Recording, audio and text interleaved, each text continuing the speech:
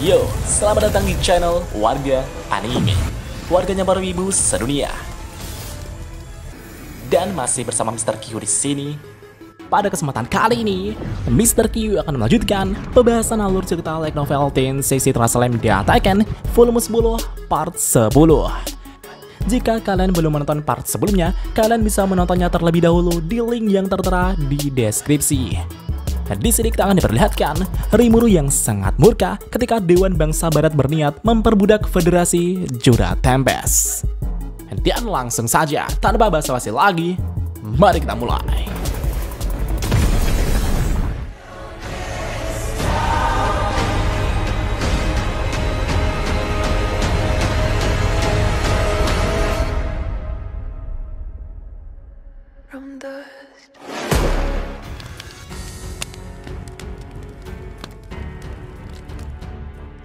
Sebelumnya, Rimuru bersama Zoe, Suna, dan Benimaru telah menghadiri konferensi yang diadakan Dewan Bangsa Barat di Kerajaan Ingrasia.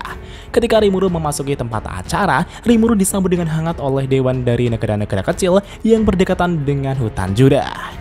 Namun di saat Rimuru berbincang-bincang dengan mereka, tiba-tiba datanglah segerombolan dewan dari negara besar yang langsung mengusir dewan dari negara-negara kecil tersebut yang sedang mengobrol dengan Rimuru. Mereka dengan sombongnya mengatakan bahwa negara kecil dan kroco seperti kalian tak pantas untuk mengobrol dengan penguasa seperti Rimuru Dono. Mendengar itu, Rimuru merasa jika dewan dari negara besar ini sangat kasar sekali. Yang akhirnya, dewan dari negara kecil itu pun menyadari posisinya dan pergi ke tempat lain. Setelah itu, dewan dari negara besar itu pun menyapa Rimuru dengan berkata, semoga Rimu menyenangkan Rimuru Dono, mengobrol dengan orang-orang rendahan itu pastinya tak ada gunanya. Ya, bangsawan sombong ini adalah dewan dari kerajaan Lakia. Rimuru pun menjawab sapaan bangsawan dari dewan kerajaan Lakia tersebut. Semoga harimu bagus juga. Setelah itu, orang itu kemudian mulai membahas sesuatu dengan Rimuru. Dia berkata, ngomong-ngomong, kudengar Rimuru Dono telah mengembangkan sesuatu yang menarik yang disebut dengan kereta sihir. Seharusnya ada mengirim kereta sihir itu ke negara kami. Rimuru merasa jika orang itu cukup lancang untuk menyuruhku. Namun karena ini adalah wilayah mereka, Rimuru pun akan tetap rendah hati untuk menghindari masalah. Rimuru kemudian menjelaskan bahwa kereta sihir itu tak akan bisa digunakan tanpa membangun konstruksi rel terlebih dahulu. Jadi untuk saat ini, kami tak bisa mengekspornya hanya karena ada permintaan dari kalian. Namun tampaknya orang itu tetap ngeyel dan meminta agar Rimuru mengekspor kereta sihir ke negaranya. Selain itu, dia juga menyuruh Rimuru agar mengekspor senjata dan baju besi juga. Mendengar itu, Rimuru merasa bahwa orang ini sama sekali tak mengerti apa itu kereta sihir. Sikap orang ini juga membuat Rimuru jengkel. Rimuru pun bertanya-tanya, apakah orang ini lupa fakta bahwa aku adalah seorang Raja Iblis?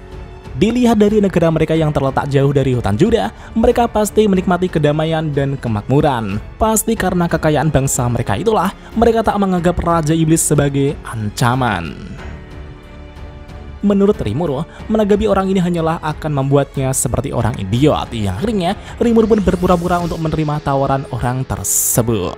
Dengan begitu, orang itu pun langsung pergi meninggalkan Rimuru dengan senyum puas di wajahnya. Setelah dewan dari negara Lakia itu pergi, anggota dewan lain juga mulai mendekati Rimuru. Karena mengobrol terlalu lama dengan mereka hanya dapat menyebabkan masalah, Rimuru hanya menyapa mereka sebentar dan berjalan ke ruang rapat. Di satu sisi, Benimaru berkata, Rimuru sama, apakah tak apa membiarkan bajingan-bajingan itu pergi begitu saja? Benimaru sepertinya sangat kesal ketika melihat orang-orang itu tak sopan kepada Rimuru sama. Ya, Rimuru benar-benar sangat kesal dengan sikap para dewan bajingan itu. Namun sebelum Rimuru menjawab Benimaru, Suna dan Zoe memberikan jawaban untuk Benimaru. Zoe menjawab, jangan anggap dirimu berada di level yang sama dengan Rimuru sama Benimaru. Suna juga menjawab, itu benar sekali. Hati Rimuru sama lebih luas dari samudra. Rimuru sama tak akan menyimpan dendam dengan orang bodoh seperti mereka. Dan segera setelah itu, Rimuru dan para dewan telah duduk di kursi mereka masing-masing. Sedangkan Benimaru, Suna, dan Zoe telah berdiri di belakang Rimuru sama. Bahkan di sana juga ada Hinata Sakaguchi sebagai pihak netral untuk mengamati situasi rapat ini. Dengan demikian, rapat dewan pun akan segera dimulai. Pada rapat kali ini, berhubungan dengan Federasi Jura Tempest yang ingin bergabung dengan Dewan Bangsa Barat, moderator mulai menetapkan 3 syarat utama untuk Federasi Jura Tempest. Syarat pertama adalah Tempest harus mematuhi hukum internasional yang sudah ditetapkan Bangsa Barat. Dan tentunya, Rimuru sama sekali tak memiliki masalah dengan itu. Syarat yang kedua adalah Tempest harus membuka zona ekonomi untuk Bangsa Barat. Dan tentunya, Rimuru juga sama sekali tak masalah soal itu. Namun di saat mereka menuju poin perekonomian, Dewan dari Kerajaan Lakia mengatakan bahwa Tempest harus mengirim kereta sihir ke Kerajaan Lakia dulu. Tapi di satu sisi, Dewan dari Kerajaan Zamut menentang keputusan Dewan dari Kerajaan Lakia tersebut. Dan tampaknya, Dewan dari Kerajaan Zamut juga berminat memanfaatkan Tempest juga. Di saat mereka berdebat, moderator langsung menghentikan perdebatan mereka. Menurut Rimuru, jika moderator tak menghentikan mereka, rapat ini akan berlangsung sangat lama nantinya. Selain itu, Rimuru juga tak bisa tiba-tiba menyediakan teknologi baru untuk mereka semua. Dan setelah itu, rapat pun dilanjutkan kembali. Selanjutnya, moderator kemudian mengutarakan syarat yang ketiga. Syarat yang ketiga adalah Tempest harus memberikan kekuatan militer mereka untuk membantu Bangsa Barat. Dan untuk ini, Rimuru perlu mempertimbangkannya dengan hati-hati. Itu karena sebelumnya Hinata sudah memberitahu Rimuru jika seseorang dari Dewan telah mencoba mengeksploitasi kekuatan militer Tempest atas nama bantuan militer. Dan karena itulah, Rimuru akan berhati-hati dalam masalah ini dan akan memanfaatkan hal ini juga demi keuntungan Tempest. Ya, moderator telah menyampaikan ketiga syarat tersebut tanpa terperinci untuk memanfaatkan celah syarat tersebut ke depannya. Setelah itu, moderator kemudian menanyakan persetujuan kepada Raja Iblis Rimuru tersebut. Dan pada saat itulah, Rimuru kemudian meminta Raphael untuk memeriksa secara rinci dari ketiga persyaratan tersebut dan meminta solusi alternatif agar Tempest diuntungkan juga. Setelah Raphael memberikan hasil analisisnya kepada Rimuru, Rimuru kemudian menjawab moderator bahwa ia telah memeriksa secara rinci dari ketiga persyaratan tersebut dan telah menyatakan keraguannya serta solusi alternatifnya. Rimuru kemudian menyerahkan dokumen tertulisnya kepada moderator. Di saat moderator menerima dokumen Rimuru, moderator pun sangat terkejut. Niatan para dewan untuk membodohi negara monster ini ternyata telah gagal. Pemimpin negara monster ini tidaklah bodoh. Moderator kemudian mengatakan bahwa ia akan mendiskusikan dokumen yang mulia Raja Iblis Rimuru. Dan setelah itu, beberapa dewan kemudian menyerahkan dokumen kepada Rimuru yang berisi tuntutan untuk Federasi Jura Tempest setelah Tempest bergabung dengan Dewan nantinya. Di saat Rimuru membaca isi dokumen tersebut, Rimuru pun langsung naik pitam dan menendang meja di depannya.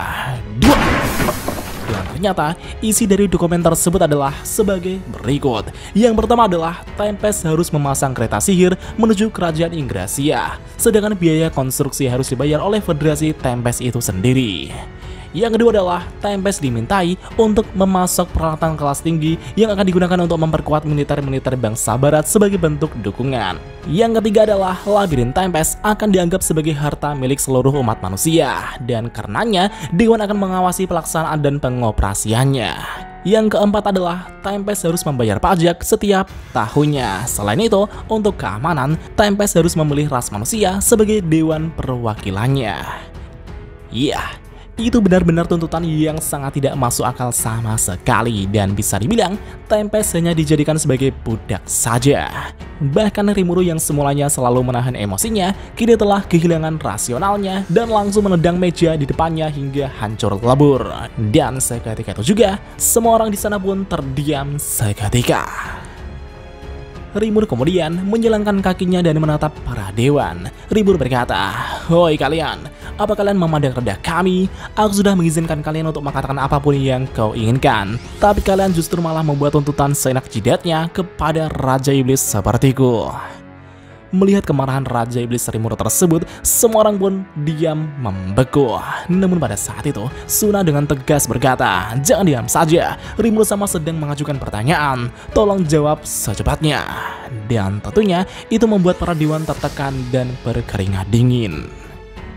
Karena semua orang takut berbicara, Rimuru kemudian menurunkan emosinya dan berkata lagi, Kalian benar-benar keterlaluan. Aku sama sekali tak bermaksud bermusuhan dengan manusia, dan karena itulah bangsaku berniat untuk bergabung dengan Dewan. Tapi jika kalian memang tak berniat bekerja sama dengan kami, kukira kami tak seharusnya bergabung dengan kalian. Dan pada saat itulah beberapa Dewan mengatakan jika itu bukanlah maksud kami. Kami hanya ingin membangun jembatan persahabatan dengan bangsamu. Para anggota Dewan pun mulai mencari-cari alasan mereka.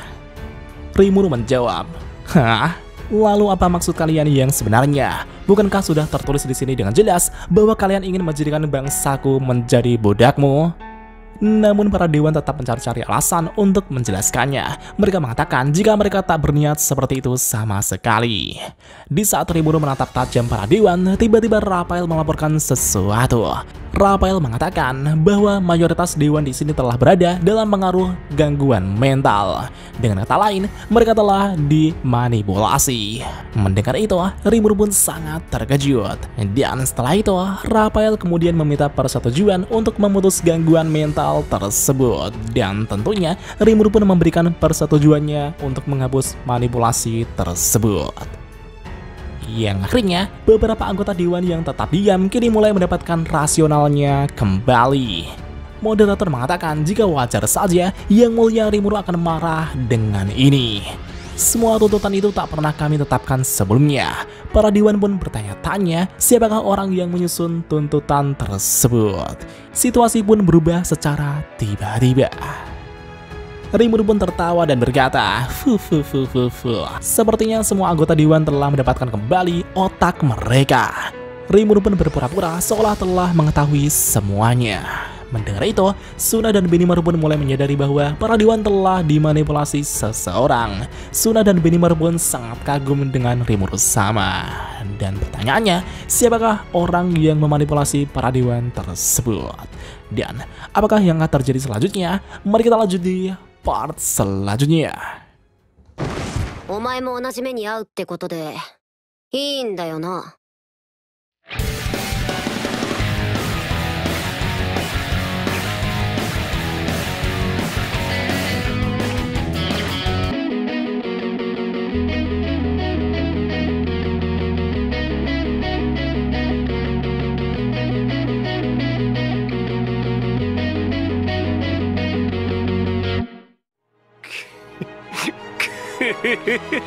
久しぶりの現世です。